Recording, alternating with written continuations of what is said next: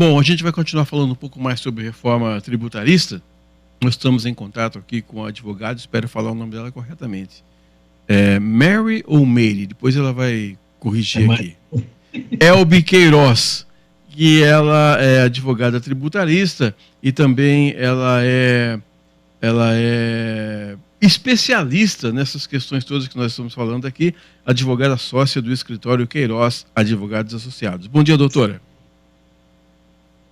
Bom dia, é um prazer estar com vocês. Tá aí, doutora? Está me ouvindo? Melhorou um pouquinho agora. Vamos ver se a senhora pode falar um pouquinho para a gente equalizar aqui o áudio, doutora?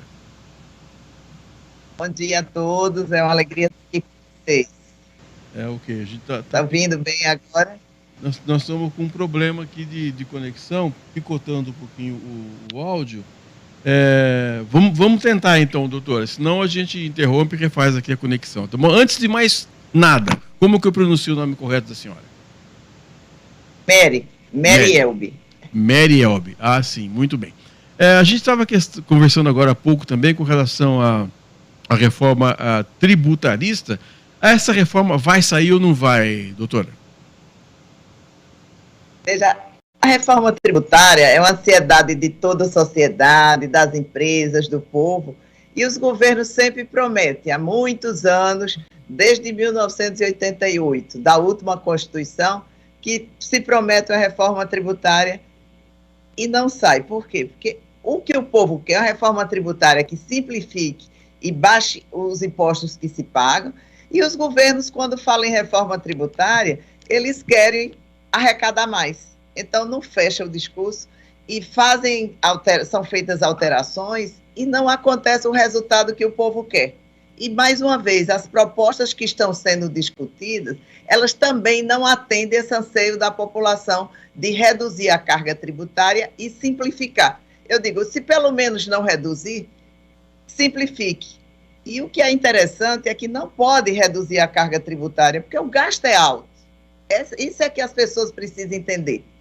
Ou seja, gasta-se muito, precisa arrecadar muito mais imposto, e aí quem paga a conta é a população. A senhora, nas suas aulas, quando a senhora está dando aula, a senhora convence os seus alunos de que a reforma tributária é necessária? Eles acreditam nisso? Já estão descrentes como eu também, que isso aí não vai sair do papel, é só discurso a cada começo de governo?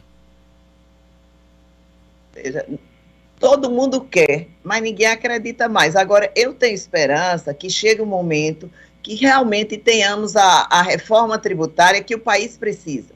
Veja, eu sou a favor de reforma tributária, o nosso sistema é complexo, são muitos impostos, a forma de apurar é complicada, temos tributos em cascata, e termina tributando-se muito o consumo, e quando tributa o consumo, ou seja, a compra de produtos, quem termina pagando proporcionalmente mais é a classe mais baixa. Então, precisamos readequar o sistema para que isso deixe de existir, porque isso é uma injustiça.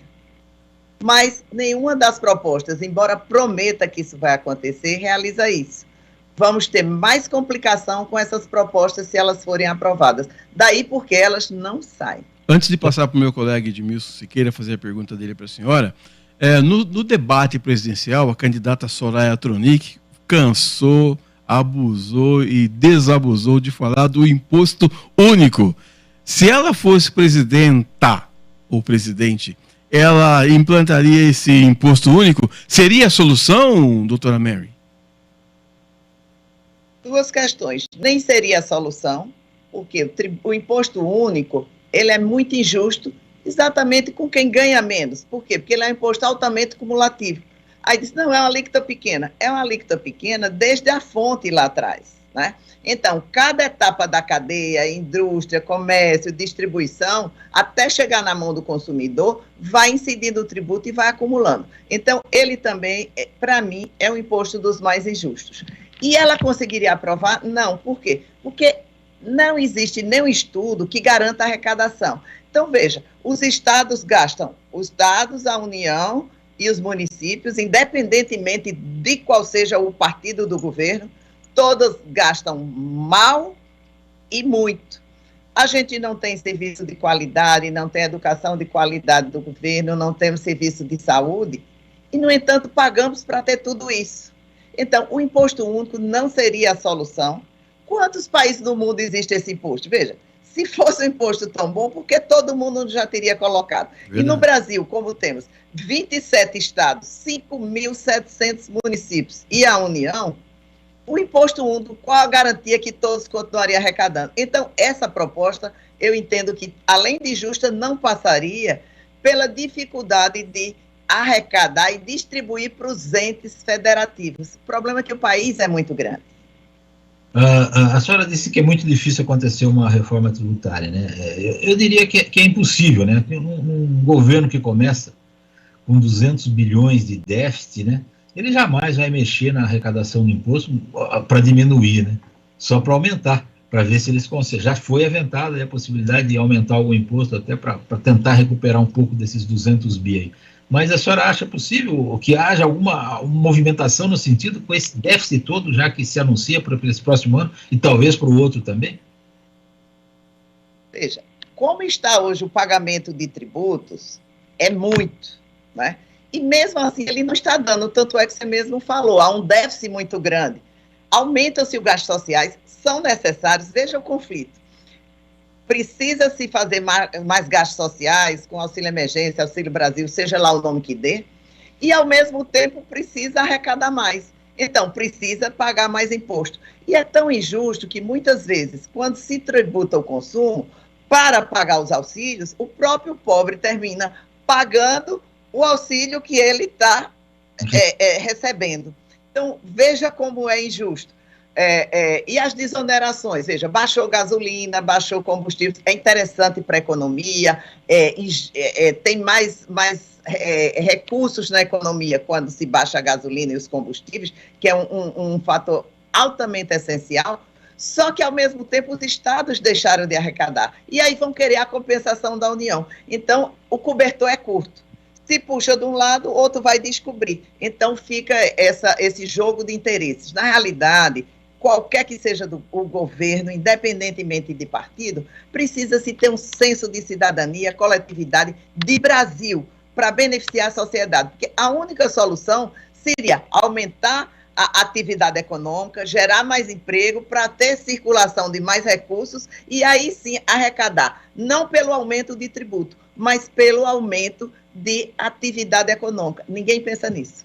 Os seus livros sobre reforma tributária têm vendido muito, doutora? Veja, quem se atreve a fazer um livro sobre reforma tributária? Ela não existe e as propostas não são boas. Na realidade, eu publico muitos artigos, dou mais entrevistas, porque não existe um diálogo transparente, um diálogo onde o interesse seja realmente melhorar a tributação do Brasil. Veja, a gente tem uma emenda, a PEC 45, PEC 110, que elas defendem o seguinte: vamos unir os impostos. Isso é excelente. Só que, para unir, por exemplo, a PEC 45, que está na moda, e talvez o governo apoie, veja, 5 tributos vão ser unificados em 2. Só que durante 10 anos teremos 7. Os 5 de hoje e mais 2. Você acha que isso vai simplificar? Você acha que isso vai reduzir? Pelo histórico que a gente já vem acompanhando no Brasil, o que é que acontece? Sempre que se diz, vamos fazer um imposto novo para tirar a cascata, aí aumenta a alíquota que depois a gente baixa. A alíquota não baixa. Aí fica se pagando mais. Eu acho que o Brasil falta transparência e moralidade nessa discussão. Caberia ao Congresso se posicionar e mostrar ao povo, à mídia, que é uma formadora de opinião, esclarecer o que está acontecendo. Isso que você está fazendo hoje é importante, porque eu já tive em discussão em audiência pública, lá no Congresso, nem os próprios parlamentares sabem o que estão aprovando, porque uma coisa é o discurso escrito e outra coisa é o que se fala. Não coincide. A senhora acha que um Congresso que está muito mais interessado em orçamento secreto ou nas outras formas de orçamento secreto vai querer aprovar uma reforma tributária? Vai ter interesse nisso, doutora? Veja, cabe ao povo cobrar. O povo que vota, veja, o povo tem um mandato na mão. Na hora de votar, as pessoas votam de qualquer jeito, né? Mas o orçamento secreto, o Supremo já disse que é inconstitucional. E é um absurdo, porque você tem emendas que você não sabe para que nem quem fez, nem onde vai ser aplicado. Então, isso tem que ser combatido, sim, Por quê? Porque pelo menos a gente paga muito, mas precisa saber o que está sendo feito e para quem e para quê. Isso precisava pelo menos a transparência no que acontece com o gasto público. Agora, doutora, essa discussão que a gente está tendo aqui agora, eu fico pensando, por exemplo, aqui em Campinas nós temos vários núcleos, né, de pessoas que são realmente pobres mesmo, né, vivem ali até abaixo da linha da pobreza. Agora, essas pessoas não têm nem acesso a esse tipo de discussão que nós estamos tendo aqui. Agora, quando a senhora diz que o papel da imprensa divulgar mais, eu acredito nisso, que seja mesmo. Mas como é que a gente pode fazer essa informação chegar até o eleitor lá na ponta para ele cobrar, uma vez que as pessoas que estão fazendo parte do governo não têm o mínimo interesse em fazer uma reforma, doutora? Veja, mas aí entra a responsabilidade da imprensa. Por quê? Porque você tem que cada vez mais fazer notícias, fazer entrevistas, fazer debates para esclarecer a população e utilizar a mídia de todas as formas. Hoje todo mundo tem celular, hoje todo mundo tem Instagram, hoje todo mundo tem Twitter, e aí todo mundo ouve TV, vê TV e ouve rádio ainda. Então, quanto mais você estimular essas discussões, mais a população vai sendo esclarecida. Por quê? Porque só existe uma única arma da população, que é o voto, para tirar quem ele não quer e botar quem ele quer a cada ano. Veja, eu não tenho partido, eu digo o seguinte, aqui eu estou como formadora de opinião estudiosa. E aí precisa sim haver um esclarecimento e passa também pela questão de educação do povo. Enquanto o povo não tiver educação para saber quais os direitos dele, quais os deveres dele e como ele interferir, vamos ainda continuar por um bom tempo. Mas eu tenho esperança, tá? Eu não sou desesperançada, sou otimista e batalho cada vez que se fala em reforma para esclarecer. Precisamos de reforma. Por exemplo, por que não começar unificando a legislação do ICMS? Temos 27 legislações, cada estado tributa como quer, bota alíquota, faz leis. E aí uma empresa, por exemplo, que tenha uma matriz de um lugar e tenha filiais nos estados, só o custo que ela tem para cumprir essas obrigações. Veja, no Brasil nós não temos uma nota fiscal nacional. Veja que absurdo. Cada estado tem a sua, os municípios, e isso gera obrigação e custo. Muito bem. Algo mais, Edmilson? Não, eu só desejo que alguma reforma saia desse governo, né? Ou tributária. Mas saia para melhor. Para melhor, certo? Mesmo que seja apenas por uma vez, alguns apanhados aí, que o Brasil comece a pagar. Porque eu acho até, eu não sei se a senhora concorda comigo, que se os impostos diminuírem, né, menos gente vai sonegar, porque o sonegador de imposto acaba tendo aí alguns percalços na vida, pode até ser processado, etc. e tal, certo? Então, pagar o imposto, se ele não é pesado, as pessoas pagam mais, a arrecadação poderia até aumentar, a senhora não acha? Exatamente, é uma forma de arrecadar, ou seja, todos pagando menos, aí todos pagam. Agora é interessante que uma das promessas de campanha foi exatamente reajustar a tabela do imposto de renda. Veja, hoje quem ganha, porque uma coisa são os impostos sobre os produtos, que são o consumo, e outra coisa é o imposto sobre a renda do que se ganha, né?